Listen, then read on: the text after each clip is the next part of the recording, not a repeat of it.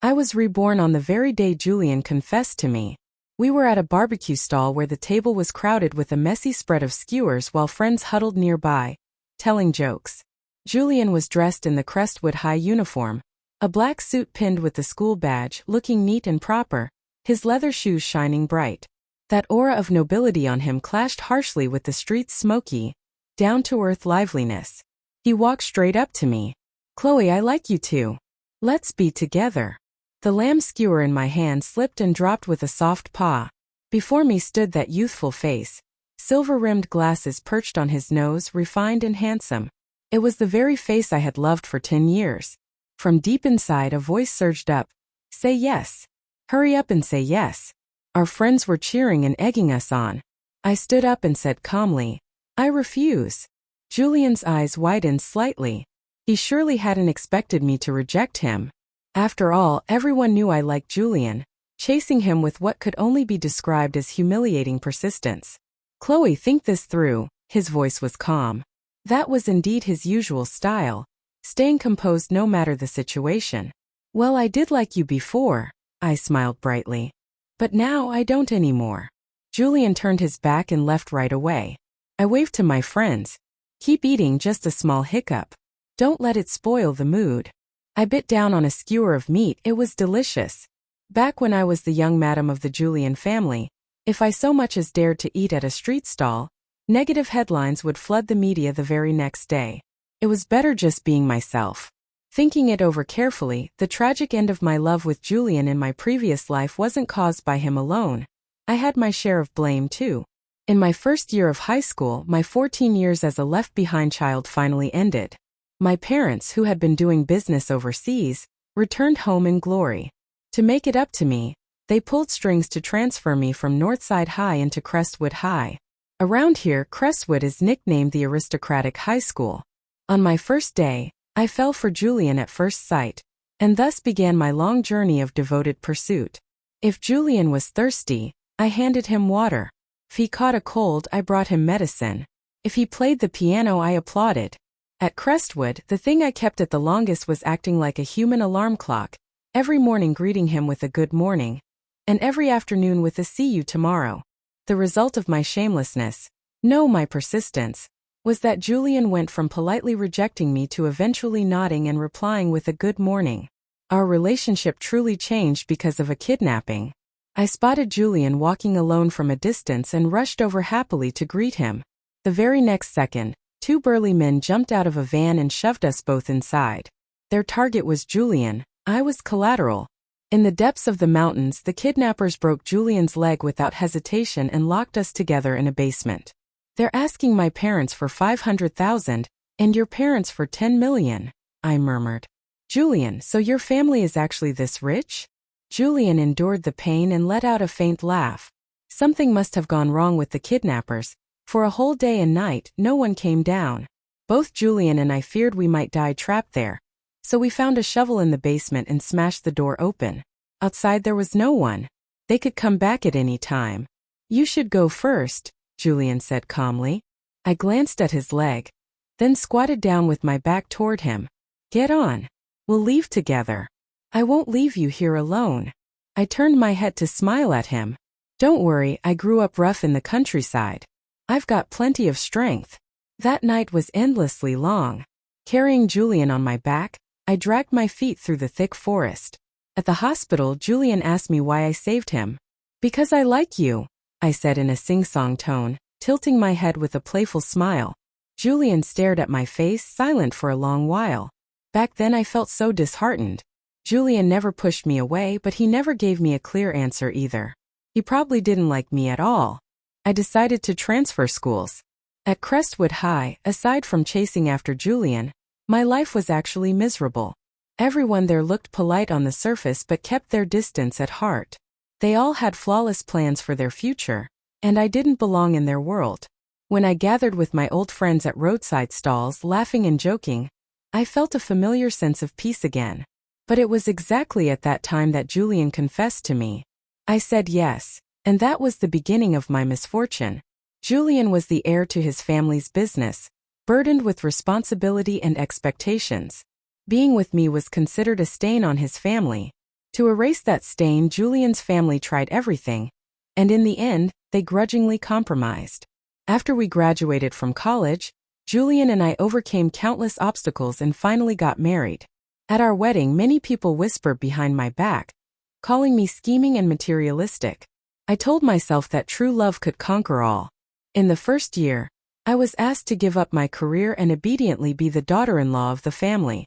In the second year, I struggled at endless banquets and social gatherings where every word and gesture had to be flawless, while I also witnessed countless filthy scandals among the wealthy. In the third year, we still had no children. Tabloids began publishing gossip about Julian. In the fourth year, everything exhausted me. Meanwhile, Julian thrived in the business world, commanding influence with ease. Our relationship hit rock bottom. He said to me, "Chloe, let's go abroad for surrogacy." I sneered back. Surrogacy is illegal. Julian frowned slightly. I knew that to people like him, laws were nothing more than tools money could bend. "Chloe, I need a child." "Then have one with someone else," I answered, utterly weary. By the fifth year of our marriage, my feelings for Julian had worn away completely. I finally admitted this marriage was a failure. I asked Julian for a divorce. The phone rang and a woman's triumphant voice came through. "You and Julian were never from the same world." Immediately after, a car rushed toward me at an unnaturally high speed. No way. Getting a divorce isn't enough to take my life, right? After rejecting Julian's confession, I quickly transferred schools. What does it feel like to be reborn only to face the college entrance exam again? Answer: hell mode. Endless test papers to write, endless books to memorize. Life repeated day after day. Monotonous yet strangely reassuring. I clutched the strap of my school bag walking home. At the alley entrance, a group of street punks leaned against the wall smoking. One of them gave me a malicious look and yanked me into the alley. A few more blocked my way. I sighed, unzipped my school bag and reached for money. "Hey," a voice came. The punks squinted toward it. Julian stood at the alley's mouth, backlit by the light. He walked over, took off the glasses on his nose and handed them to me. Stunned, I took them. Julian smiled at me. The next second he landed a punch squarely on the leader's face, and chaos broke out. Julian's figure weaved nimbly past their attacks, flooring one in just a few seconds. Amid the groans scattered across the ground, Julian pulled me tightly into his arms with such force it felt like a long-awaited reunion. I shoved him hard. "Julian, are you okay? Why did you suddenly stop liking me?" he asked. "When it comes to feelings, there's no reason. If you don't like someone anymore, then you just don't." I lowered my head, just like how I could never explain why I had fallen for Julian in the first place. "Young Master Julian, thanks for today." I stepped past him to leave, but he grabbed me. "Chloe, do you also?" Julian's brows furrowed. "Also what?" I asked in confusion, though something struck me deep inside. In my previous life, Julian only learned judo for self-defense after being kidnapped. But this time, with his leg only just healed, he shouldn't have had the chance to learn it yet. Julian still couldn't finish that word. I said, "Julian, you're acting strange today." On my way back, I grumbled endlessly in my heart. I was reborn to avoid stepping into the grave of marriage. Why should Julian be reborn too? He was already the winner in life. Weren't all his buffs stacked high enough? Whatever Julian planned to do after his rebirth, I didn't care. Those old feelings had long been worn away. When I got a text message from him, I didn't even read it before blocking his number. I also deleted every contact related to Crestwood High. By leaving Crestwood, by cutting off that only link, I shouldn't ever cross paths with people from that class again. Heaven gave me another chance to live. It was for me to start a new life properly. So when I saw the flashy sports car parked at the gate of Northside High, a bad feeling sank in my heart. A boy leaned against a pillar, arms crossed. The moment he saw me, his brows arched and a smile tugged at his lips.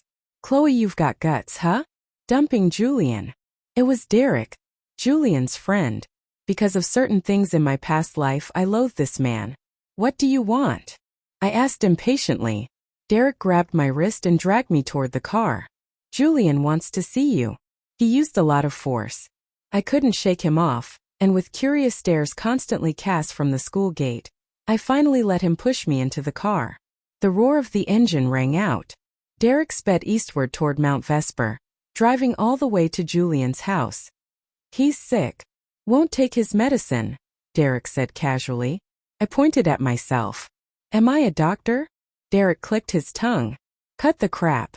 Second floor far right, that's Julian's room. Go. I looked up. Julian's house was huge, but frighteningly silent. Only after spending enough time with him did I learn the truth. His parents' marriage was a typical business alliance. They were rarely home, each living separately elsewhere, only showing up together before the media when appearances were necessary. In my previous life, the greatest effort they ever made for Julian was trying to stop him from marrying me. I pushed open Julian's door. The curtains hung heavy, blocking the sunlight, plunging the room into gloom. Julian lay on the bed. The medicine by the bedside was untouched. I fumbled for the switch and turned on the light. The soft, warm glow illuminated Julian's pale face. His features seemed carved by hand, flawless. I remembered my very first day at Crestwood High, when I ran into Julian rescuing a cat. He crouched down, carefully untying the ropes around the cat's body. The sunlight outlined his focused profile. Gentle, compassionate. That was what I'd call the beginning of a doomed fate. Hearing the sound, Julian turned his head, joy flickering in his eyes. Chloe. I handed him both the water and the medicine. Without refusal, Julian quietly swallowed the pills. I think I've made myself clear, Julian. I don't like you anymore. My voice was calm. These past 2 years it was me clinging to you. I'm sorry. Julian's lashes trembled slightly, and with the sickly pallor of his face, he looked fragile. So please stop bothering me. Like today, having Derek bring me here, that was already disturbing me. Chloe, I don't believe it, Julian said softly. You wouldn't give up on me that easily. I let out a careless smile. I came today to put an end to this, Julian. I'm about to take the college entrance exam, study the major I like, and live an ordinary, simple life. If I remember right, you've already been accepted to a foreign university. After graduation, you'll inherit your family's business. Our paths in life are different. Even if we were together, it wouldn't end well. I added. Without me, your life will still be brilliant. From now on, let's not contact each other again. Let's just be strangers. Without Julian, my life would finally be mine to choose. Without me, Julian's life would still shine. I should have realized this sooner. These words were meant for both of us. Strangers, Julian repeated the word. As if provoked, he struggled out of bed and grabbed me as I turned to leave. The next moment, he pressed my head down and kissed me. At such close distance, I opened my eyes wide and saw the madness surging in his gaze. I shoved him hard. Weak from illness, Julian fell to the floor. What's wrong with you? I frowned. Chloe, what are you doing? Derek rushed in from the doorway, eyes filled with alarm as he looked at Julian on the ground. I wiped my lips. Julian said. Derek, send Chloe back. His gaze was steady, as if that moment of loss of control had been nothing but my hallucination. Sorry, Julian apologized, tilting his head up at me. Chloe, I won't disturb you again. Derek and I left Julian's house one after the other. Tossing his car keys in his hand, Derek chuckled. Chloe, you're pretty interesting. I shot him a glance. Hey, did I ever tell you? Julian isn't someone you can provoke so easily. My story with Julian is already over, I repeated firmly. Derek's hand stilled. For once, his face turned serious. Then I wish you no regrets in the future. In this world, no one is truly indispensable. Time can erase everything. I would not regret it. Julian would one day meet someone truly right for him. In September, with the cicadas of midsummer still chirping, I was admitted into Zentham University in my hometown. Walking along the endless tree-lined path, youthful faces passed me by one after another. I joined the clubs I liked, picked 2 or 3 interesting electives, and made a circle of new friends. Every day was fresh and meaningful. It was then that Ethan burst into my life. By November, when the weather turned cool, I often went to the library to look for books, sitting in my fixed spot where the sunlight poured in, quietly reading for an entire afternoon. I don't know how many days passed like that before a sheet of paper was gently placed in front of me. The pen strokes were natural and free, the lines graceful. It was a sketch of me, head bent, reading. I shifted my gaze. Beside me, a boy grinned, his black hair slightly long, falling soft and clean around his ears. "Hi, I'm Ethan." At the library entrance, that was how he introduced himself. Ethan was someone who brimmed with enthusiasm for everything. After we exchanged contact information, he seemed to show up in every part of my life.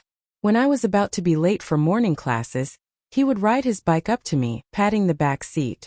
"Hop on." During the 800-meter physical test, as I trudged along the track, I could see Ethan on the other side running to the finish line, raising his arms high and shouting, "Chloe, you can do it." Even for evening electives, Ethan would always grab a seat in the back by the window ahead of time, waving at me. "I knew you'd pick this class." Sometimes after class we'd walk together. We talked about life, about hobbies, about the future. Ethan was an animation major. He said he wanted to create the greatest animated film ever. When he said that, his eyes shone. It was a light full of conviction, so infectious it made people want to believe in him. He asked me what my dream was. I lowered my head and thought for a long time before saying, "I want to live the most ordinary, simple life, the kind where you can see old age coming from the start." Ethan's gaze was certain, and he nodded. "That's really nice." Gradually, all my friends came to know Ethan. Our lives overlapped more and more. Many of them quietly bet on when Ethan and I would end up together. Ethan's likes and dislikes were always obvious, just as obvious as his feelings for me. In a crowd, his eyes would always find me first. That straightforwardness made me waver. One day in May, Ethan called and told me to come downstairs. From the window I saw him. At the same moment he looked up, our eyes meeting. Ethan's smile was dazzling. He led me all the way to Zentham University's F building. Taking the west side elevator, we went straight to the rooftop. At the far south end to the left there was a metal ladder. Ethan climbed up first, then reached down a hand toward me. "Come on." Puzzled, I placed my hand in his. The ladder led to the rooftop. When I climbed up and stepped onto it, I froze in place. It was dusk. The hazy twilight stretched endlessly, draping over the buildings, silencing everything beneath. Before my eyes, the evening glow spread across the sky like tides upon tides, shifting from deep blue into soft pink and violet. At the horizon, the last ray of the setting sun melted into golden light, sinking behind the rolling mountains. "Chloe, I like you. The kind of like where I've planned you into my future, where I want to spend my whole life with you." Ethan's face was blurred in the play of light and shadow. His eyes lowered, his demeanor tense and nervous. "Chloe, I'm sincere. I'll respect all your choices. I'll give you the life you want." The wind around us felt infinitely distant. I narrowed my eyes with a smile. "All right. Let's be together." Ethan lifted his head, his expression instantly brimming with joy. He opened his arms and embraced me. At last, he cupped my face in his hands, and I saw the reflection of myself in his eyes. In that moment I believed Ethan truly loved me and that with him, I would surely have a good outcome. During the 4 years of college, Ethan and I grew closer and closer. We met each other's parents, did countless things together, and planned our future side by side. At the graduation dinner, in front of all our friends, Ethan proposed to me. Surrounded by cheers and blessings, I smiled as Ethan slipped that platinum ring onto my finger. The streetlights stretched everyone's shadows. Ethan had his arm around my shoulder, and I raised my hand under the light to carefully examine the ring. "Ethan, you actually have pretty good taste in rings." Ethan sounded proud. "I spent months picking this one out." I lowered my hand and suddenly I felt a gaze on me, staring unrelenting, fixed on me and Ethan. I turned around. At the street corner, people and cars passed, neon lights glittering faintly. "What is it?" Ethan followed my line of sight. "Nothing." I ignored the sudden unease rising in my chest. After going home, I told my parents about Ethan. They nodded with relief. My father patted my shoulder and said, "Ethan is a good kid. It's a blessing that you and he can be together." I thought back to long ago. At that time, because of my relationship with Julian, his family cut off my father's lumber business. Overnight, my father aged 10 years. He sighed and told me Julian's kind of family was beyond our reach. Back then I was stubborn, believing everything was just a test on the path of true love with Julian. I pushed all those unpleasant memories aside and said firmly, "Ethan and I will make it to the end." After graduation, Ethan and his like-minded friends founded their own small company, full of ambition, chasing their dream of making animation. Every beginning is difficult. Ethan left early and came home late, often working until dawn in the small apartment we rented. Among Ethan's group, some had connections. At last they found a promising investor. Ethan said excitedly, "Tonight, Mark and I are meeting the investor. If it works out, our project can keep going." "It'll work out," I encouraged him. But late that night, I received a text from Mark. The investor kept forcing Ethan to drink. "Chloe, can you come pick him up?" Worried, I took a cab and followed the address. The meeting place was a nightclub in the city center. Flashing neon gaudy lights, an air of extravagance and excess. When I found Ethan, he was clutching the sofa, refusing to let go. His cheeks flushed red. "Ethan." I drew out his name. Ethan's dazed eyes flickered with clarity for a moment. He recognized me and murmured, "Chloe." Beside him, Mark shook his head helplessly. "Funny. He only manages to recognize you when he's drunk out of his mind." I bent down and said softly to Ethan, "Come on, let's go home." Ethan let me lead him obediently, following Mark as we went downstairs. When the elevator doors opened, the people waiting outside shifted their gaze, and suddenly froze. Chloe." Derek still wore that same careless, roguish smile. Beside him, however, Julian looked much more mature. I gave a polite smile, tightening my grip on Ethan's hand. "Young Master Derek." "Chloe, you know young Master Derek?" Mark asked eagerly. I said, "Not really." Derek glanced me over, then cast a quick look at Julian before replying, "Haha. Yeah, not really." "Chloe, weren't we going home?" Ethan murmured drowsily, his misty eyes fixed on me. I soothed him. "Yes, let's go home." Then I nodded toward Derek and the others in farewell. "We'll be leaving first." Derek raised his hand and gave a slight wave. "Goodbye." "Never again," I sighed inwardly. Running into Julian after 4 years was far too sudden. Of course, I wasn't naive enough to think he had been pining for me all this time. Julian never lacked women. Still, meeting him was bound to be awkward. Better not to see him at all. Ethan and his partner's investor turned out to be Blue Jay Media. I found out at the celebration party. Blue Jay was a subsidiary under Julian's family's corporation. "Chloe, what's wrong?" Ethan turned to me, his eyes full of laughter. "Nothing." I stood and raised my glass with everyone else. We were all still young, our hearts brimming with boundless dreams. Blue Jay's investment was the best catalyst, pushing Ethan and his team infinitely closer to their goal. I cursed myself for overthinking. Julian was who he was. He would never pay attention to a fledgling animation studio. Yet 3 months later, Ethan was taken from the company by the police. "Mr. Ethan, you are involved in an economic case. Please cooperate with our investigation." Ethan looked bewildered. Whispered gossip rippled around us. I frowned. "What's going on?" One officer shook his head. "We can't disclose details before the investigation is complete."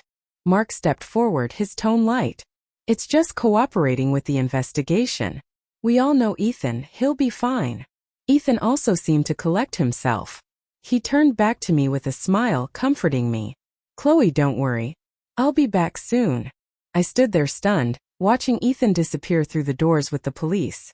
Mark too stared in that direction. When I looked back at him, I caught the flicker of complicated emotion in his eyes. Days later, I left the detention center empty-handed. They refused to let me visit Ethan. My phone lit up with an unfamiliar number. I answered, and on the other end came Julian's indifferent voice. "Chloe, let's meet. I don't think you really want to see Ethan end up in prison." The world roared in my ears. All the unease and doubts I had buried in my heart unraveled completely.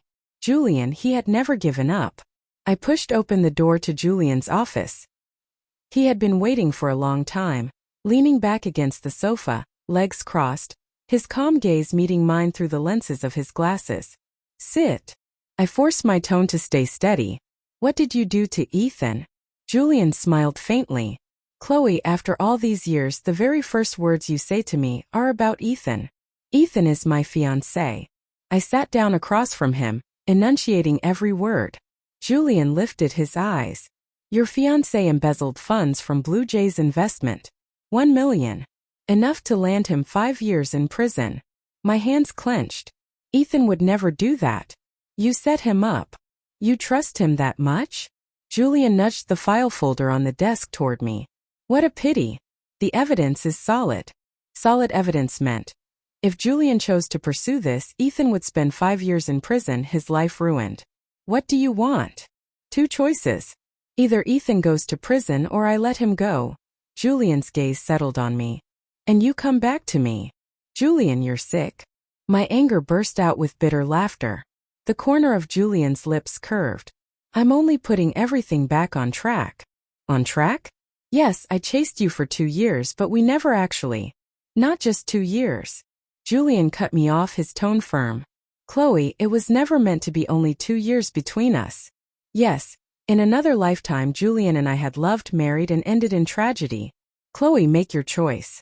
Julian removed his glasses, his eyes unwavering, confident in victory. From what I know, Ethan's family isn't wealthy. His father suffers from heart disease. If he were to suddenly learn his only son was in prison, he probably couldn't take the blow. It felt as though I was seeing Julian for the very first time. Or perhaps this was his true self all along. All the gentle facade stripped away, leaving nothing beneath the surface but ruthless calculation. Julian bought an apartment in the city for the 2 of us to live in. It wasn't large, but it had a whole wall of floor-to-ceiling windows, wooden furniture, and warm-tone decor. Compared to the empty and desolate villa in Mount Vesper, it was far better. He acted as if we were truly in love, dutifully playing the role of a boyfriend. In the mornings he drove me to work. In the afternoons, when I left the company, he was already waiting at the corner. One day when I came home, I unexpectedly found Julian in the kitchen trying to cook. I fell silent. In my previous life it had been me who learned to cook. Back then, Julian's mother had thought my job at the magazine was beneath me, and she had forced me to resign so I could fulfill the role of Julian's wife. When Julian tasted my cooking for the first time, he looked genuinely happy. At first, I also felt a little pleased to be acknowledged, but as time went on, I grew weary. After quitting my job, it felt as though my entire world revolved around Julian, and I gradually lost my own identity. In the kitchen, Julian looked serious, though his chopping movements were clumsy. I couldn't help but speak. Actually, we could just hire a maid. Julian plated the sliced vegetables without even lifting his head. Chloe, I can do it. Just wait outside for a bit. Dinner will be ready soon. If it weren't for seeing him work late into the night in his study, I really might have suspected that he had been stripped of his heir status to be this idle. Julian took me to a party and introduced me to his friends. They greeted me warmly, though their gazes carried a trace of curiosity. Someone asked how Julian and I ended up together. With a faint smile, he replied, "We were classmates in high school. Later, after going through a lot together, we just naturally ended up as a couple." High school sweethearts, huh? That's really enviable, one of his friends said. I glanced at Julian, and his smile remained unwavering. Seeing that they were about to dig deeper into the topic, I excused myself and slipped away. The private club was tastefully decorated with dim, intimate lighting. As I walked out of the restroom, someone suddenly bumped right into me. The girl who had crashed into me looked up, tears sliding down her delicate face, her eyes filled with fear. I froze. It was her. Behind her, people came chasing. Derek strolled forward at an unhurried pace, his eyes impatient. "What are you running for?" Then, noticing me, his tone softened a little. Well, Chloe, you're here too." I instinctively pulled the girl behind me. "What are you doing?" I asked. Derek narrowed his eyes and smiled. "Just having some fun. Don't believe me? Ask her." Then he cast a glance at the girl. "Well, come here already." The girl kept her head bowed low, her body trembling. After a long hesitation, she began to take reluctant steps toward him. I grabbed her wrist and said, "She doesn't want to." Derek reacted as if I just told him a joke. The corners of his lips curved up in a mocking sneer. "Do you even know how much she costs for one night?" Time seemed to freeze, then shift and fracture. In my previous life, Derek had taken that girl away. The next day, she jumped from the 30th floor wearing only a bathrobe. In the news feed, Her gray-haired father clutched her portrait. During the interview, he choked on his sobs, unable to speak. Lying on the sofa, Derek complained to Julian. What the hell are those trashy media outlets even writing? Saying I drove her to her death? What bad luck. She jumped herself. What does that have to do with me? And her family, just a bunch of paupers. The moment their daughter dies, they come crawling for money. Fine, let them try a lawyer. They won't get a single cent. Julian hung up the phone and reassured him. A few media outlets overstepped. The arrangements are already in place. Those reports will be deleted soon. I stood to the side, my whole body cold. That was a human life. What does that mean to you? At my words, Derek turned his gaze on me. Slowly he sat up, a mocking smile curling his lips. Chloe, do you even know how much she costs for one night? She was selling herself. And now she wants to play the pure and virtuous martyr. Derek. Julian's tone sharpened, a warning. Then Julian turned to me, his voice gentler. Chloe, this was her own choice. The man before me wore a relaxed expression, even a soothing smile, as if the dead girl had absolutely nothing to do with them. That was the first time I caught a glimpse of the cruelty that lay beneath Julian's gentle exterior. And afterward, I gave Julian the cold shoulder on my own, then reconciled. Julian apologized to me, but I knew he never thought that he or Derek had done anything wrong. It was a gulf between us. In his world, people could be treated like playthings, but in mine they could not. Sometimes I even wondered, if the one who had jumped had been me, would Julian have just as indifferently said, it was her own choice? Silence spread in the air. Derek tugged at his tie. For Julian's sake, I won't argue with you. Chloe, stay out of this. How much? Derek arched a brow. I'll pay you. She doesn't leave with you, I said calmly. What kind of despair could drive someone to jump from the 30th floor? I didn't know. But this time I was determined to stop the tragedy. Chloe, do you really think you're being noble and special right now? Acting like you're some savior rescuing the fallen, right? Ha, so righteous. Derek leaned closer. His once handsome features twisted with malice. Well then, Miss Righteous Chloe, how do you see Julian now? The stench of alcohol on his breath was suffocating. I grabbed the girl's hand and turned to leave. Stop right there. Derek's voice suddenly rose, sharp and commanding. Young Master Derek, don't get angry over a woman. A man pushed through the crowd and came to Derek's side, trying to persuade him. I recognized him, it was Mark, Ethan's friend. The youthful brightness that once marked his face was now replaced by obsequious flattery. So that was it. Ethan had been betrayed so easily because he had a brother like Mark who had already been bought. Mark avoided my gaze and I sneered coldly in my heart. Disgusting, I murmured. Chloe, I didn't give you permission to leave. Derek shoved aside the people around him and stepped forward. Derek. Julian's figure appeared at the corner of the corridor, his voice calm and steady. You're drunk. Stop making a fool of yourself. I quickened my pace, pulling the girl behind me as we left. Outside the towering building, the lights of the city glittered and intertwined, endless streams of traffic stretching toward the horizon. The girl stared out the window, her tone tinged with melancholy. The city is so dazzling. I sold myself just to get closer to this prosperity, but it feels like this place never truly accepted me. Her beautiful eyes turned to me, curving softly as she smiled. Thank you. I've decided to go back home. It's poor, it's rural, but at least I'll still have dignity. Safe travels, I replied with a smile. After we returned to the apartment in the city, Julian brewed a cup of herbal tea and handed it to me. With one arm wrapped around me, his voice was gentle. What happened tonight was Derek's fault. I'll have him apologize to you another day. There's no need, I replied. Chloe, are you still upset? I'm not upset. I lowered my eyes. In the end, Derek or anyone else had nothing to do with me. Julian, you don't need to go to such lengths. You and I only have a 3-year agreement. Julian's gaze darkened. Amid the rising steam, he let out a quiet laugh. I couldn't tell what that laugh meant. All right. Julian stood up and said to me, I'll shower first.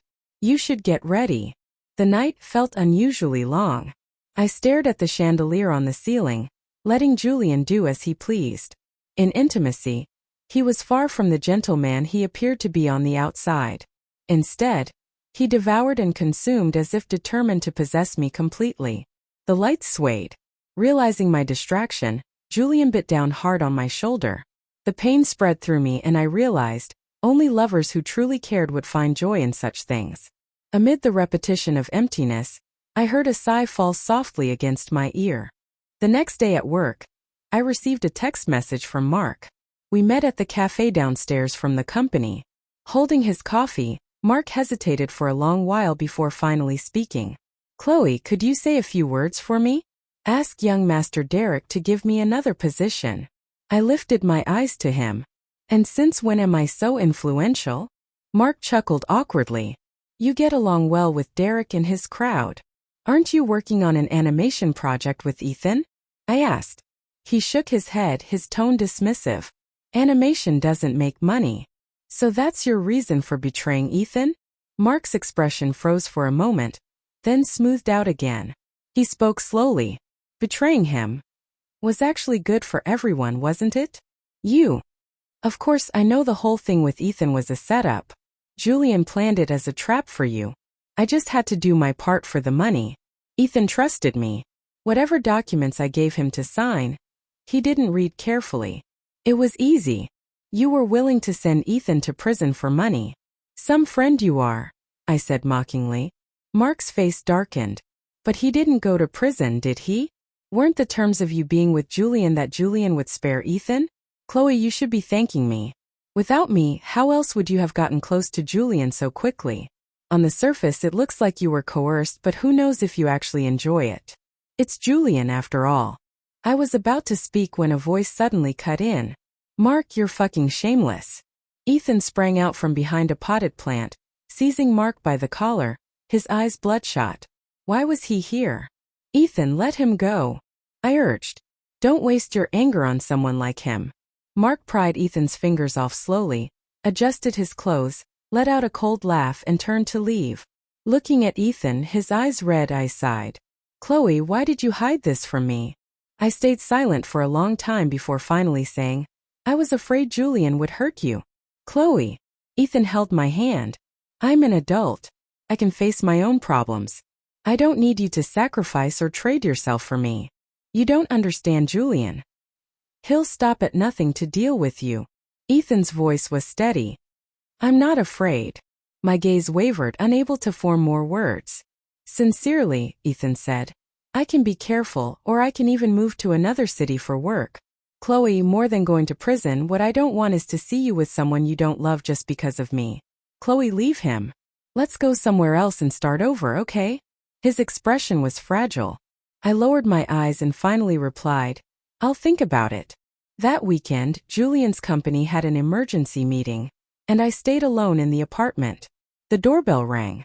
When I opened the door, it was Julian's assistant. He nodded politely. "The president left some documents in the study. I came to pick them up." I led him into the study and helped look for the files. When I pulled open a desk drawer, one file was slightly ajar, revealing half of a photograph. After the assistant left, I picked up that file. Inside was a thick stack of photos. One by one, I looked through them. They were all from my university days, taken in secret. Me attending class, reading, eating, even hugging or walking with Ethan. Every moment had been captured and delivered to Julian. He had been watching me all along. A chill spread through me. Julian was far more terrifying than I had imagined. I even felt a sense of confusion.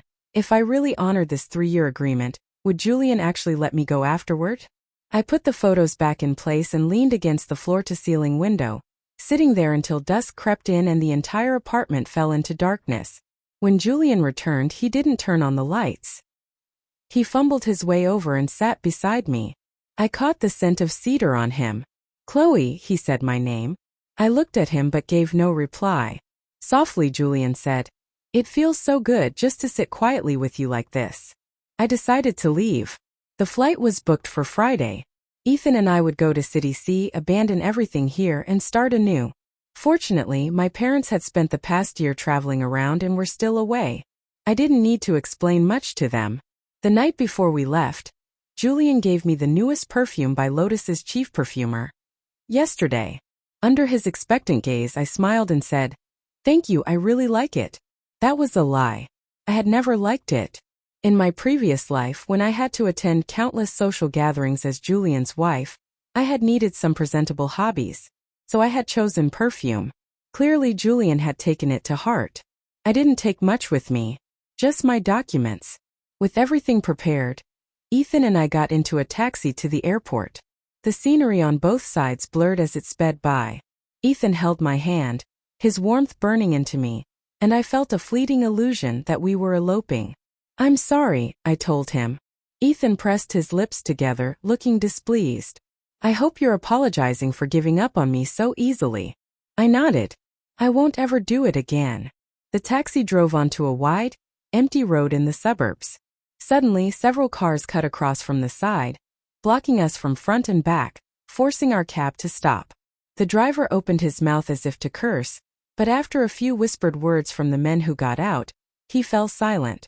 Julian yanked me out of the car, his expression dark. Ethan was restrained by 2 bodyguards, unable to break free. His mouth was gagged and muffled sounds came out. "What the hell are you doing?" I demanded through clenched teeth. Julian's pitch-black eyes fixed on me. "Chloe, you broke your promise. And the consequence of breaking a promise." Julian forced me back to the villa at Mount Vesper, the place where he had lived since childhood. A sharp click. I looked down at the thin silver chain fastened around my ankle, my breath catching.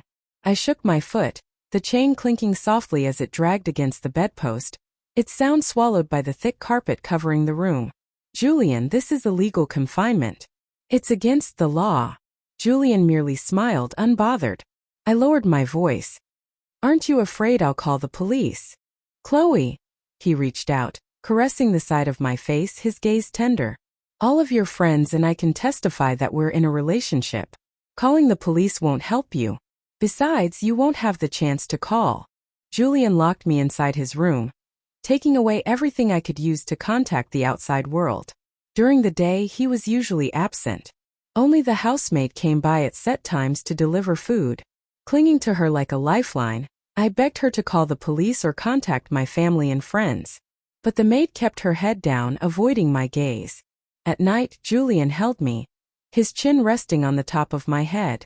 Smiling, he said, "Chloe, no one will help you." Confined in a space of just a few dozen square meters, with no one to speak to except Julian, the days dragged on endlessly, monotonous and suffocating. Time lost all clarity. It was as though I had been severed completely from the outside world. And gradually, I even began to anticipate seeing Julian. That was his goal all along.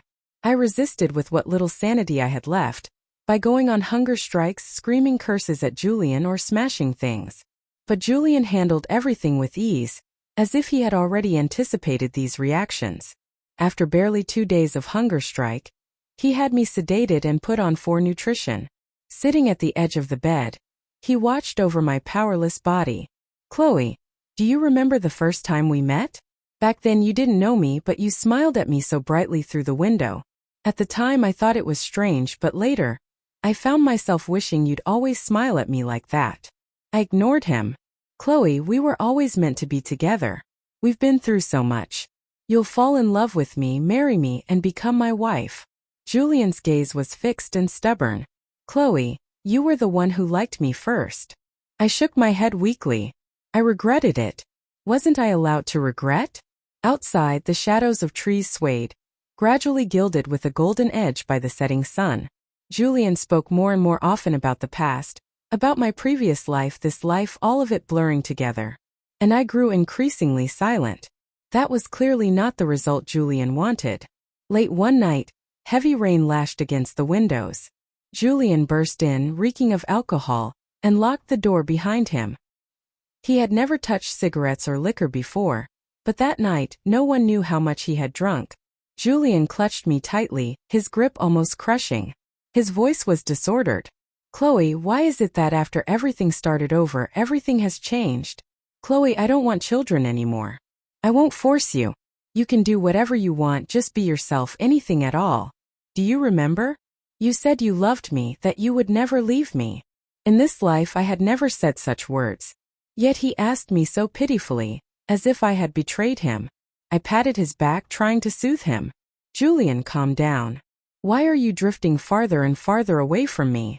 Julian, rarely so unrestrained, was drowning in the illusions of the past, refusing to break free. I coaxed him gently. I'm right here, aren't I? By your side. He pressed his weight down over me. The chain on my ankle pulled taut, and the pain made me cry out. Startled, Julian quickly bent down to check if I was hurt. Julian. I softened my tone. Please unlock it. I won't leave. He nodded, fumbling out the key, his fingers trembling. The sudden absence of restraint around my ankle felt alien. I glanced at Julian, then stepped back several paces. Without hesitation, I pushed open the window and leapt out. Chloe! His voice pierced the storm as he rushed to the window. I scrambled up from the wet grass, limping as I headed for the gate. It was humiliating, but I couldn't let myself be caged any longer. Julian quickly caught up. Rain streamed down his hair as he tore off his glasses and flung them aside. I watched him warily. Julian seemed to sober. His lips twitched faintly. Chloe, I'll take you to the hospital. The rain poured harder. Hands gripping the steering wheel, Julian's eyes stayed fixed on the road ahead. The car sped faster and faster. I shrank in the passenger seat, silent. Chloe, if Ethan had never appeared, would you have loved me? He asked, glancing at me. I didn't have time to answer. A blinding white light flared through the window. The blare of a horn roared. A truck barreled straight toward us. Julian wrenched the wheel to the right. A deafening crash. The truck slammed into the driver's side. The violent impact hurled me into unconsciousness. After the car accident, Julian was severely injured and admitted to the ICU. I borrowed the hospital's phone, called Ethan, and left without looking back. The truth was I had once loved him, loved that gentle illusion. But later the love faded, and Julian revealed his possessive and domineering side. It had all been a mistake from the very beginning, yet years of my life had been consumed proving it. The news reported that the Julian family heir had recovered and been discharged. For a long time I lived in fear, worried that Julian would never let me go. But in the end it was Derek who came. He brought me a message. Julian's lost his memory. He's forgotten everyone. Derek smirked. Congratulations. One less thing to worry about. I looked at him suspiciously, doubting he could ever be so kind.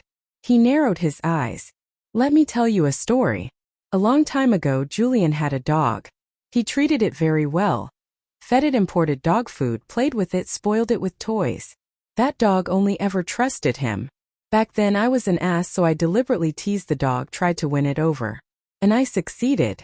The dog wagged its tail whenever it saw me, even wanted to follow me home. Calvin continued. Later, Julian poisoned that dog to death. I frowned. Why? Julian, you see, always acts like nothing matters to him. But once he considers something his, he'll never let go. If that thing slips out of his control, he'd rather destroy it than let anyone else have it. You're comparing me to a dog? I looked up at him. Derek spread his hands. You attracted his attention, bad luck for you. I was actually looking forward to seeing how long you and Julian would tangle with each other. But it ended in tragedy instead. Now it's over. Better for everyone. Chloe, don't ever appear before him again. I never saw Julian again.